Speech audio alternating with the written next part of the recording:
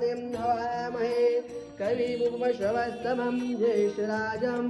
ब्राह्मणं ब्रह्मणस्पदान शृण्वन्नोद्भिसिद्धसाधनं वक्रतुण्ड महाकाय कोटिसूर्यसमप्रभ निर्विघ्नं कुरु मे देवो सर्वकार्येषु सर्वदा ॐ देवीं वाचमनिर्यन्त विश्वरूपाः पशो वदन्ति सा नो मन्त्रेषु मूर्जन्ध्वाना धेनुर्वागस्मा नुपसुष्टुदेतु नमो देव्यै महादेव्यै शिवाय सुतन्नमः नमः प्रकृत्यै भद्रायै नियताप्रदां सर्वमङ्गलमाङ्गल्ये शिवे सर्वार्थसाधके शरण्ये त्र्यम्बके गौरी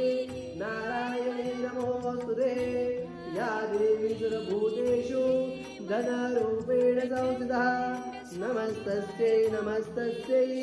नमस्तस्यै नमो नमः।